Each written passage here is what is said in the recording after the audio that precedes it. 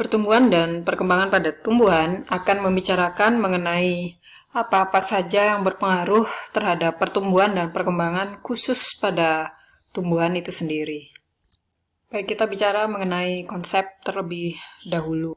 Terdapat beberapa istilah-istilah yang mendukung dari pertumbuhan dan perkembangan pada tumbuhan ini. Kita akan bahas yang pertumbuhan. Pertumbuhan ini merupakan bertambahnya besar. Jadi dia bisa tumbuh jika ada pertambahan. Pertambahan ini bisa meliputi bertambahnya massa, kemudian bertambahnya volume, berat. Yang kedua dari pertumbuhan ini adalah datanya, sehingga data yang dihasilkan dari pertumbuhan itu kuantitatif atau merupakan bilangan. Yang keempat, sifatnya irreversible. Maksudnya adalah tidak akan pernah dapat kembali ke bentuk semula. Seperti pohon pisang dari tunas, kemudian dia sampai besar, tidak mungkin berubah lagi menjadi tunas. Itu namanya irreversible. Jadi tidak akan pernah pertumbuhan ini dapat kembali ke bentuk semula. Yang kelima, pertumbuhan ini dapat dicatat dengan grafik yang disebut dengan grafik pertumbuhan sigmoid. Grafik sigmoid ini merupakan pengukuran pertumbuhan dan bisa dibantu oleh alat yang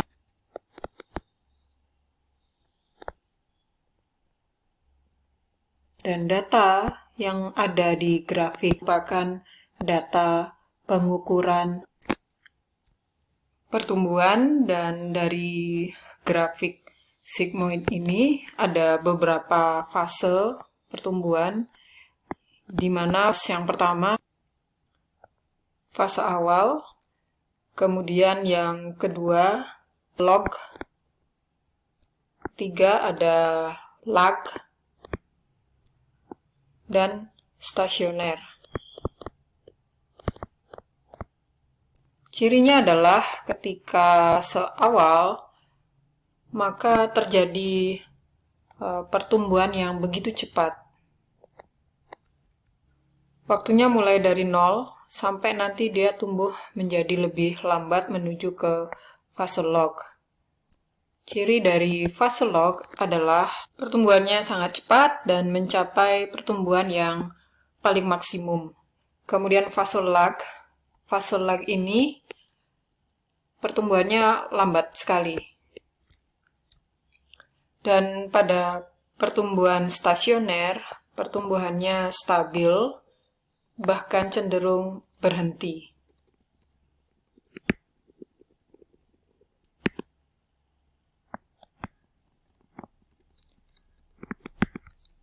Oke, ini gambar dari grafik sigmoidnya. Ini ada fase awal. Fase awal nampak jalannya grafik dari titik 0, kemudian dia lambat sekali, sampai akhirnya tumbuh dengan pesat.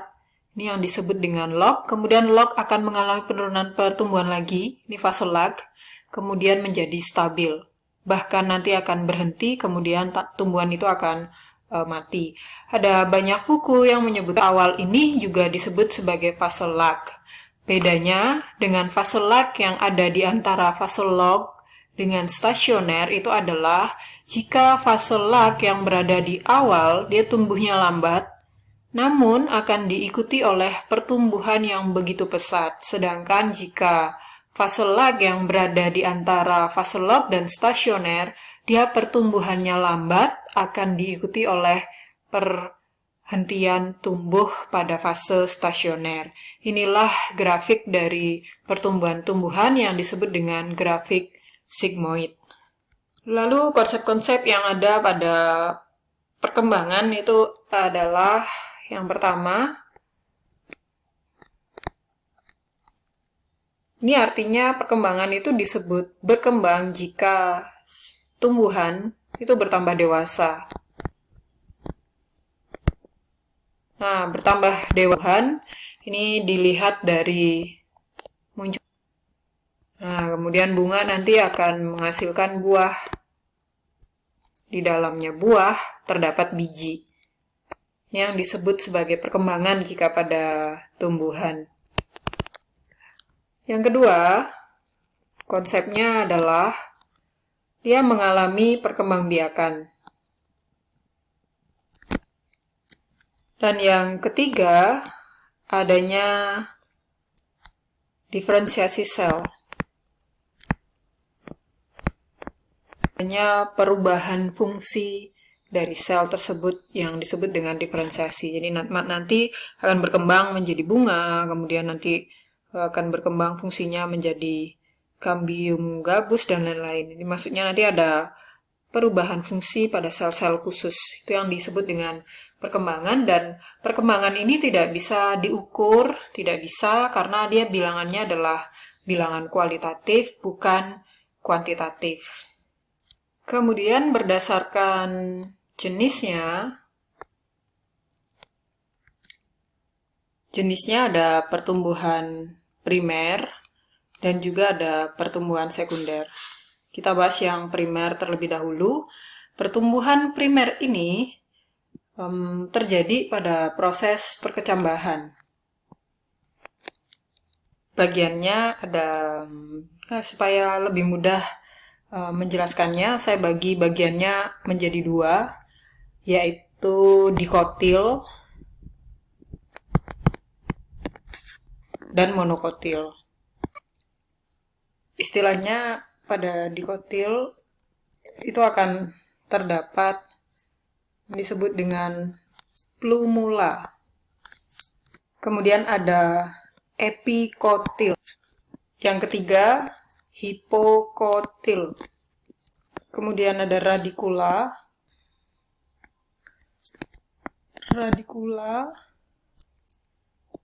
Kemudian kotiledon dan endosperma.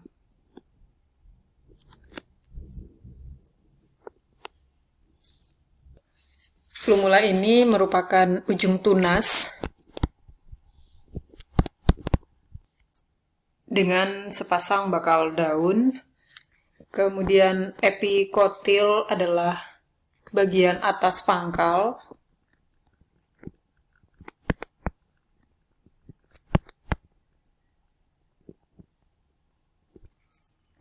Hipokotil merupakan bagian bawah.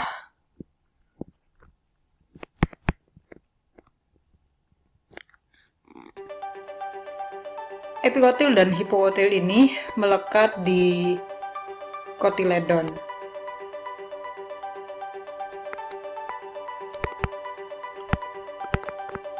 Jadi yang epikotil ada di atas, sedangkan yang hipo itu ada di bawah. Kemudian radikula. Radikula ini merupakan akar embrionik. Sedangkan kotiledon, nama lain dari keping biji, dan endosperma merupakan cadangan makanan.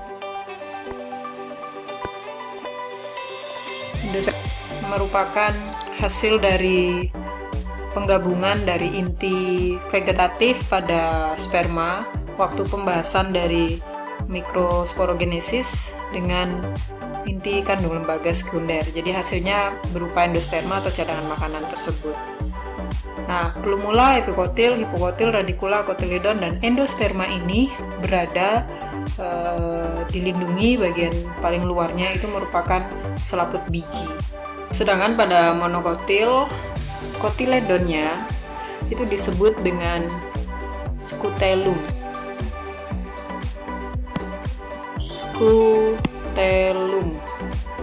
Ini adalah kotiledon yang kepingnya hanya satu.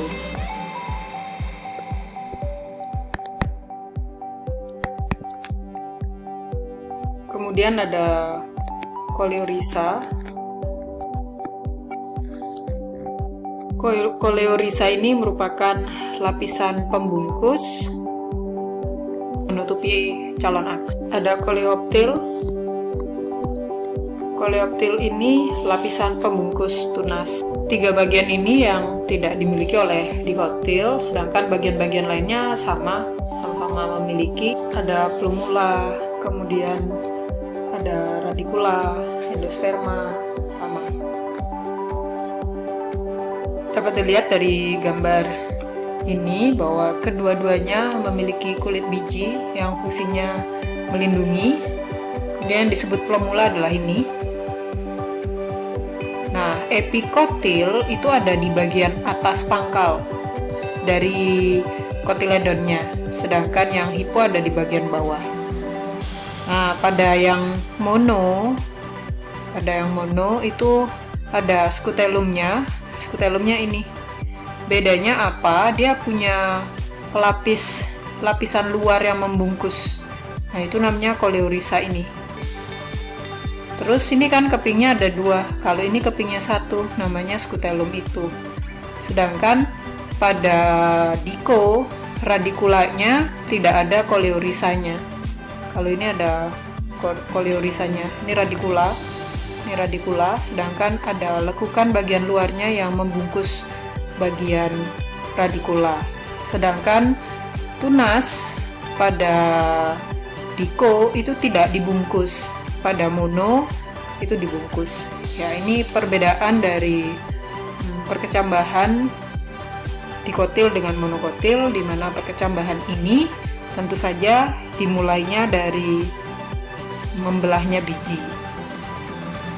Dari bagian-bagian perkecambahan ini, bagian-bagian bijinya, maka berikutnya yang dibahas adalah dari jenis perkecambahan yang terjadi pada tumbuhan, dibedakan berdasarkan posisi dari pertumbuhannya, yaitu hipogeal dan epigeal.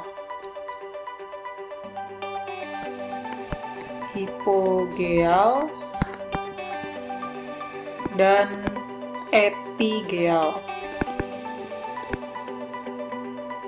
Perbedaan dari keduanya ini, hipo itu artinya bawah, epi artinya permukaan atau atas. Perbedaannya adalah yang hipogeal ini terjadi pertumbuhan memanjang dari epikotil. Yang kedua, plumulanya akan keluar dan menembus kulit biji.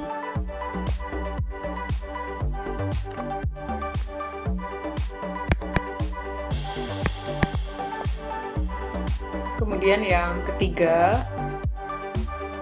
epikotilnya muncul di atas tanah, namun kotiledonnya tetap berada di dalam tanah.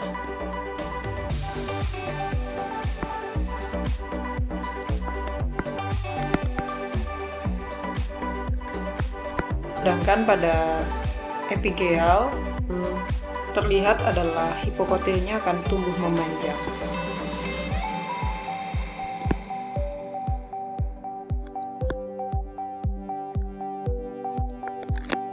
Dan kotiledonnya diikuti dengan plumula itu akan terdorong ke permukaan tanah, jadi dia ke atas.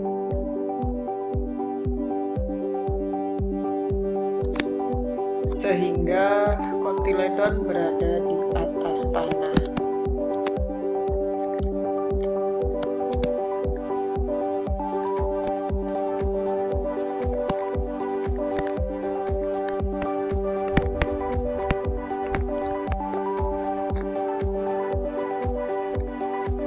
Perbedaan antara epigeal dengan hipogeal dapat dilihat dari gambar ini. Pada epigeal, kotiledon berada di atas permukaan tanah akibat dari plumula yang tumbuh ke atas, sehingga akhirnya kotiledon berada di atas permukaan tanah, di mana ini merupakan epikotil. Jangan lupa, epikotil adalah pangkal atas. Dan ini bagian hipokotilnya.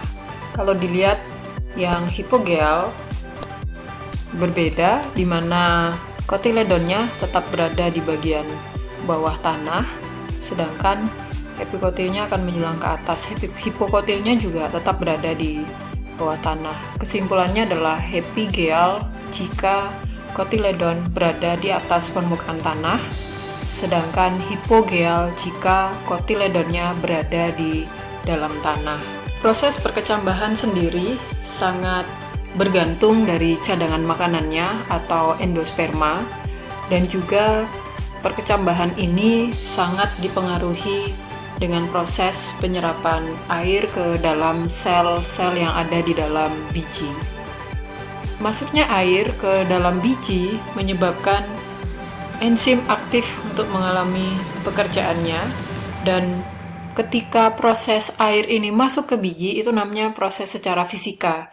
Ketika enzim mulai aktif bekerja karena ada air yang masuk, itu adalah proses biologi. Selanjutnya, enzim ini akan bekerja dan melakukan hidrolisasinya dari zat tepung yang dimiliki oleh endosperma akan berubah menjadi glukosa. Kemudian protein menjadi asam amino, karbohidrat menjadi glukosa tadi, sehingga menyebabkan segala nutrisi yang dimiliki oleh endosperma itu akan diserap dan digunakan supaya embrio ini berkembang.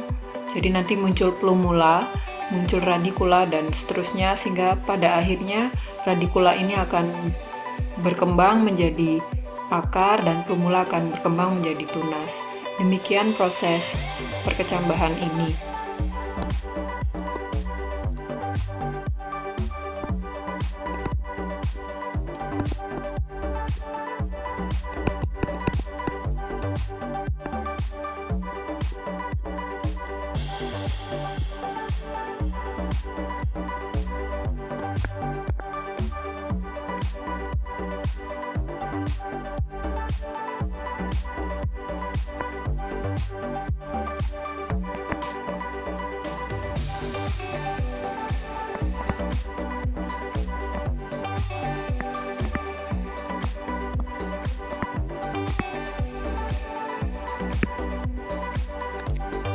Oleh sebab itu, jika petani ingin menanam benihnya, biasanya biji tanamannya itu direndam dulu di air supaya terjadi pengaktifan enzim, jadi nanti akar akan lebih mudah untuk keluar. Proses ini disebut dengan imbibisi. Dari pertumbuhan primer ini ada beberapa daerah-daerah pertumbuhan pada tumbuhan. Jadi yang ketiga adalah kita bahas daerah pertumbuhan.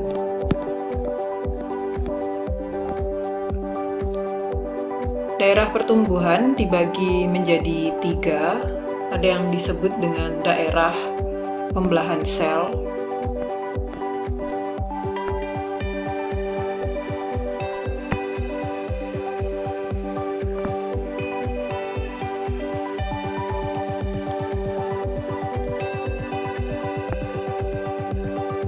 kemudian ada daerah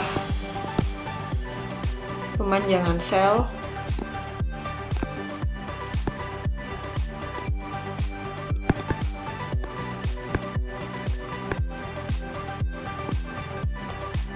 dan yang ketiga ada daerah diferensiasi. Daerah pembelahan sel ini terdapat di ujung, kemudian merupakan daerah dengan sel-sel yang aktif melakukan pembelahan secara mitosis.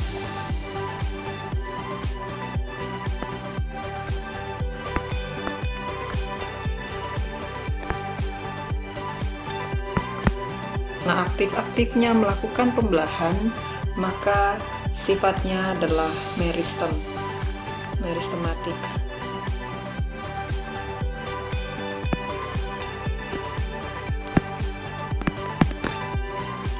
Daerah pemanjangan sel ini lokasinya ada di atasnya daerah pembelahan jika itu pada akar, pada batang, di bawahnya daerah pembelahan sel. Ciri-cirinya pada daerah pemanjangan sel ini adalah tiap sel memiliki aktivitas untuk membesar dan juga memanjang,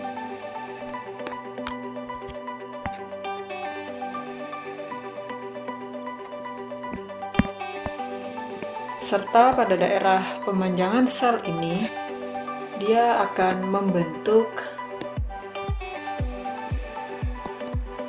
bakal epidermis ke arah luar.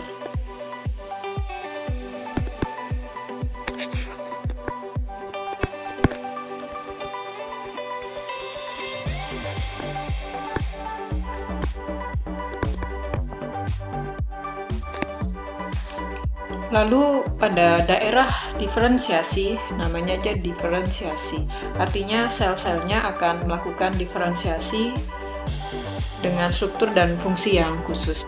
Gambar ini menunjukkan daerah-daerah dari pertumbuhan, yang sebelah kiri ini pada akar, yang sebelah kanan pada batang. Ini daerah pembelahannya karena akar ada di bagian bawah daerah pembelahannya. Di sini terdapat sel-sel yang sangat aktif melakukan pembelahan dan daerah pembelahan ciri khasnya berada di bagian ujung.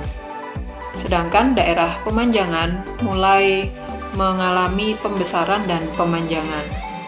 Apakah masih terjadi pembelahan? Iya, namun dominan terjadi pembelahan secara aktif ada di bagian pembelahan, dan di bagian ujung sini yang mengalami pembelahan adalah jaringan meristem, sehingga sifat dari daerah pembelahan ini adalah meristematik. Di daerah diferensiasi akan terjadi sel-selnya mengalami perubahan struktur dan fungsi yang khusus. Seperti ini muncul bulu-bulu akar dan nanti akan semakin bertumbuh menjadi akar serabut dan juga akar tunggang. Sedangkan pada batang sama, hanya dia berbeda posisinya. Bagian zona pembelahannya ada di bagian atas, kemudian ini zona pemanjangan, dan ini adalah zona diferensiasi. Dari pertumbuhan primer ini muncul teori pertumbuhan yang disebut dengan teori titik tumbuh. Teori titik tumbuh ini dibagi menjadi dua, yaitu teori tunica corpus dan yang kedua adalah teori histogen.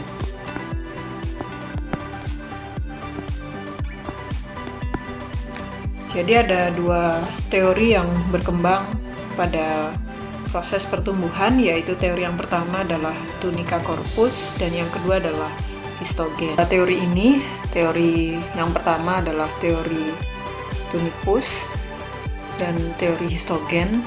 Nah, dari kedua teori ini tidak ada yang salah, tidak ada yang paling benar, karena kedua ini adalah sebuah teori.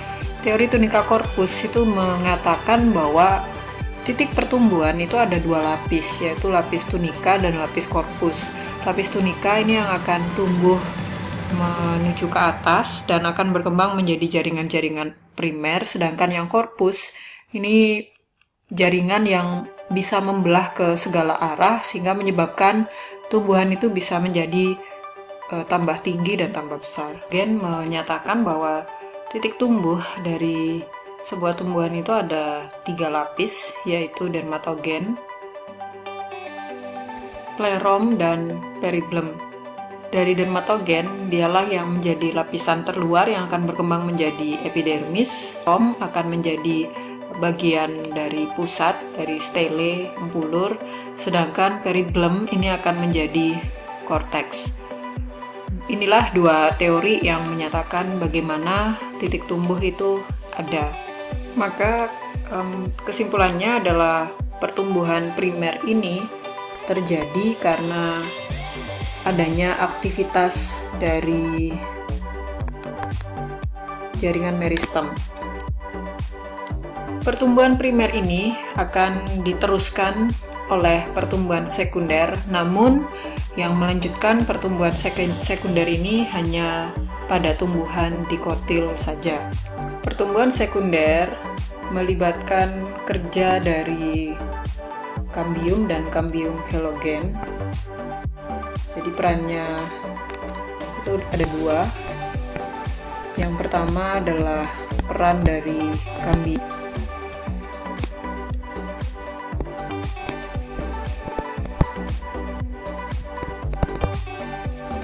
Dan yang dari kambium gabus atau nama lainnya filogen.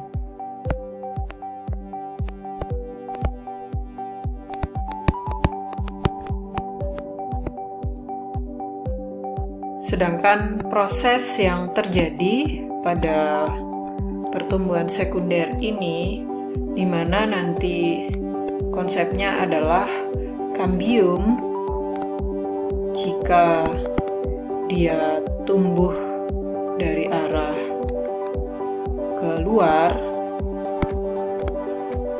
maka nanti dia akan berkembang menjadi floem. Sedangkan jika kambium tumbuh ke arah, maka dia akan tumbuh menjadi xilem. Floem nama lainnya adalah pembuluh, sedangkan xilem nama lainnya adalah pembuluh kayu.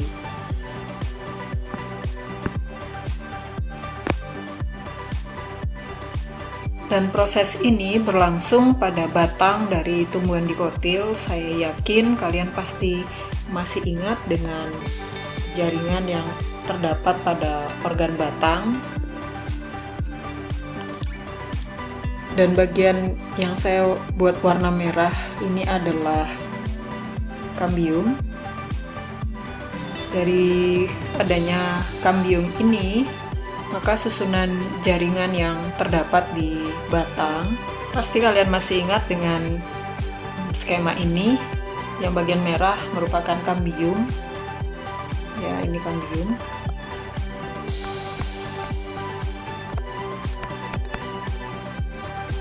Di luarnya kambium ini adalah floem, dan ini adalah xilem. Bertumbuh primer itu hanya sampai sekian aja. Ketika dia akan mengalami pertumbuhan sekunder, maka yang terjadi adalah kambium ini yang berwarna merah, dia akan mengalami pertumbuhannya ke arah luar, ke arah dalam, yang menyebabkan xilem dan floem pun akhirnya tumbuh. Dari mana dia berasal tumbuhnya? Dari kambium. Jadinya ini akan tumbuh terus. Nih. Ini tumbuh terus, batang akan jadi tambah besar. Saya ambil satu slice dari xilem dan floem ini. Ini tadi xilem, ini floemnya, ini adalah kambium. Nah, ini akan tumbuh ke arah dalam, tumbuh ke arah luar, yang menyebabkan xilem dan floem pun akan bertumbuh. Sehingga yang mendekat dengan kambium ini, dia akan mengalami pertumbuhan sekunder. Maka yang dekat dengan kambium, jika dia tumbuh ke arah dalam, ini disebut dengan xilem sekunder. Dan yang tumbuh keluar dekat dengan kambium akan disebut dengan floem sekunder. Karena ada pertumbuhan sekunder ini, otomatis xilem primer akan tumbuh terus, ya, sehingga menyebabkan akan terus-menerus membesar. Sedangkan di bagian bawah dari kulit batang, bagian sini, ini terdapat kambium. Filogen juga akan mengalami pertumbuhan ke arah dalam dan ke arah